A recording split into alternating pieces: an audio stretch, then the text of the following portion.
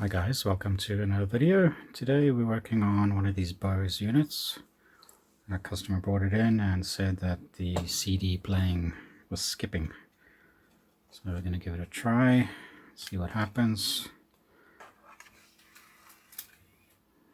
Reading disk.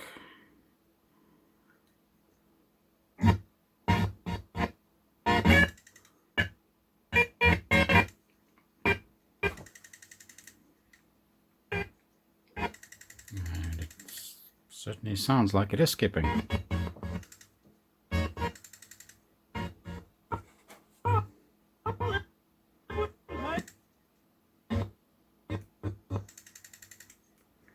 Just going to try a different CD.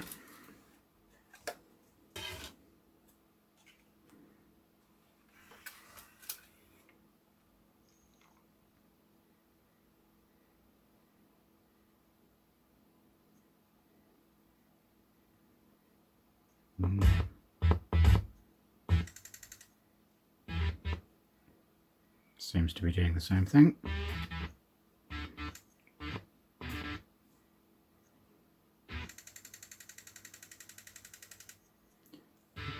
There's like a clicking sound when it's skipping, like the mechanism is struggling.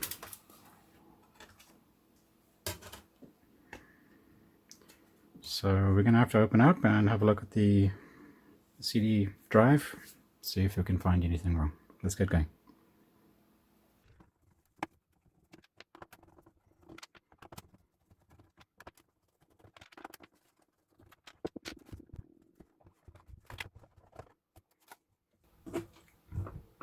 So with these Bose units, to get to the CD player itself, the mechanism, you have to take the speaker unit or the speaker assembly out. Transformer has to come out before you can get access to that.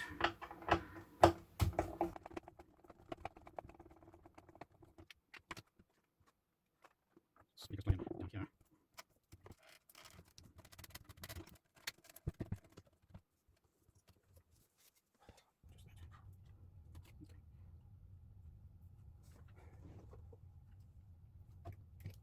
Clean the laser. It's just the loading mechanism, and I'll clean the loading roller as well. Just that.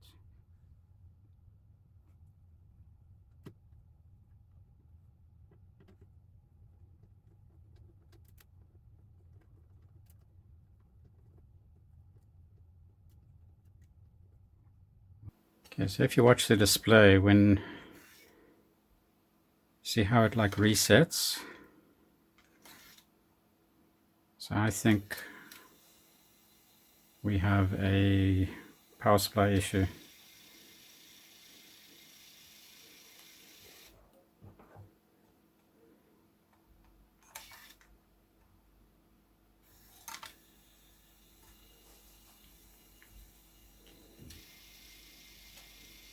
Okay.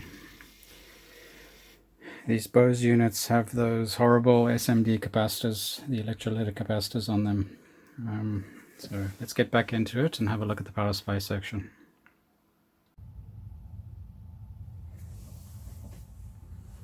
Okay, so we're back into the unit. Basically what I've done is I've gone around the board. These are the electrolytic capacitors that I was talking about, and they are notorious on these older units for losing value or going short or going open, basically just degrading over time. So specifically with these wave units, most people would remove all of these and replace them with like standard through-hole electrolytic capacitors. What I'm going to do is I'm going to recap the signal board here. So I've already started taking off some of them. I'll show you how the easiest way to remove these. And then there are on the power board and the amp board here, there's a couple of them which are more important than others. So I'm going to replace the ones that are more important. These big electrolytics, they are generally fine. They don't cause an issue. So yeah, I'm just waiting for the main parts to arrive. But then in the meantime, I'm just removing the old ones and prepping the board for when they do arrive. So let me show you. Easiest method is the grab and twist. So I've done a couple here already. We'll do this 47 microfarad 6 volts. So all you do is you grab it with a pair of pliers gently. You don't want to be too rough, and just start twisting. Basically what that does is it snaps off the legs. Just take it slow. You don't want to be pulling up on the unit. Rather put a little bit of downward pressure, just so that you don't rip the traces.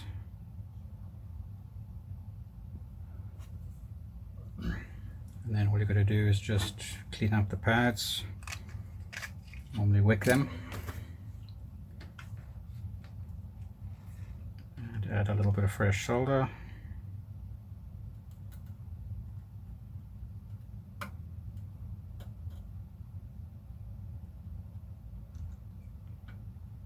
See, there's the bottom leg.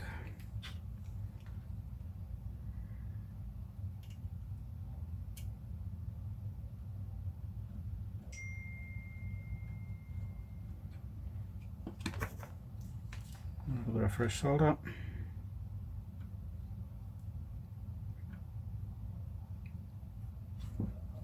And now it's ready for the new capacitor. You can see over here I have done a replacement. This was a 220 microfarad 16 volt. When you do replacements like this with through hole components, you have to just make sure that there is room for it to lay down, because the actual CD unit is going to be sitting on top here, so you have to make sure that it's flat enough. So all these ones in here, you have to do a dry run first.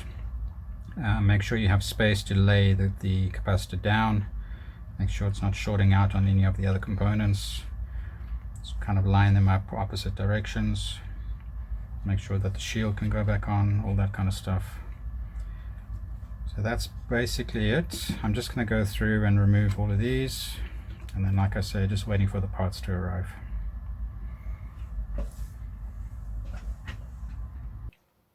Okay, so the spare parts have arrived. Ordered them all from DigiKey. They arrived pretty quickly. Took like a day and a half. So all I'm going to do now is go across. I've prepared the board, removed all the bag caps, and I'm going to just go across the whole board. I'm going to initially lay it down, make sure that there's space, and then trim the legs. I'll kind of lay them opposite directions. This one here that I've done a dry run on, it's going to be resting on this small little looks like a regulator. So what I'll do is I'll put a piece of Captain tape across the regulator and also across the top of this, just to make sure that it doesn't short out on anything. So yeah, that's what I'm going to do now. Just go through and solder all the new caps in place, and hopefully that'll sort out the issue. Let's get going.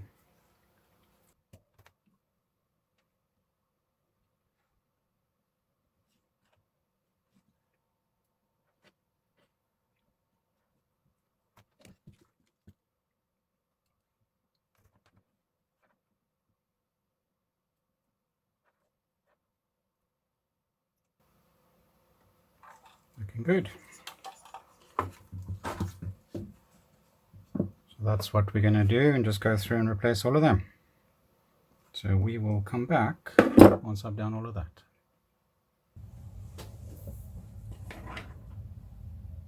Okay, so I've gone through and put all the new capacitors onto this board. You can see most of them here. The height of them is good. Nothing's going to be touching the deck when it gets installed. So yeah, it's just time to put it back together, give it a test, and hopefully nothing goes bang. This is just a little shield.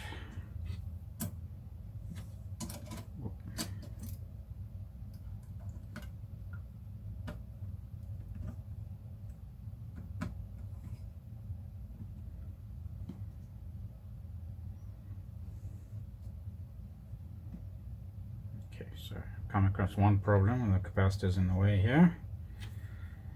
So just have to move that guy out of the way.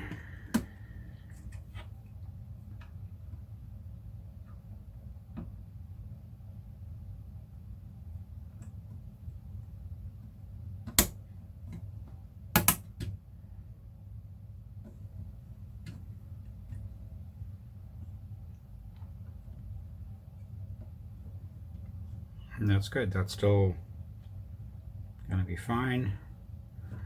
The deck itself does sit a little bit above this, so that should be good. So let's get it back together. Let's see if that has fixed things.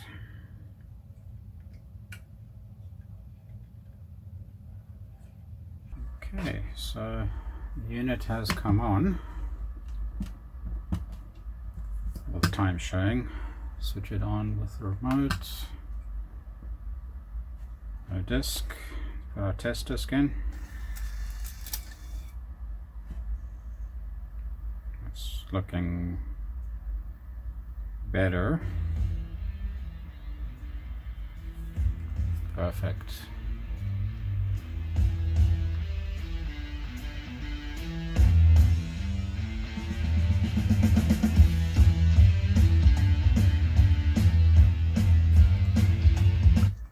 Skip.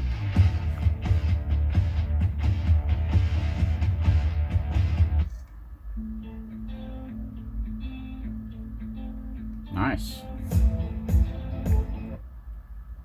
Bose.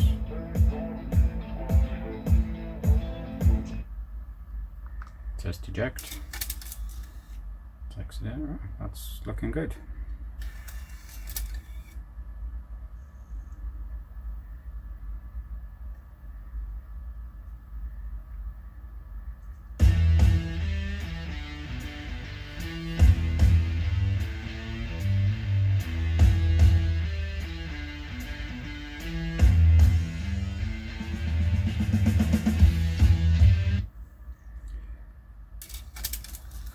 So I would call that a fix. So what I'll do is I'll put the cover back on and then let it play on repeat for a while, just to make sure that it doesn't die after an hour or so. But otherwise, yeah, I think the customer will be happy with that. These are all of the SMD caps that I changed. Quite a number of them.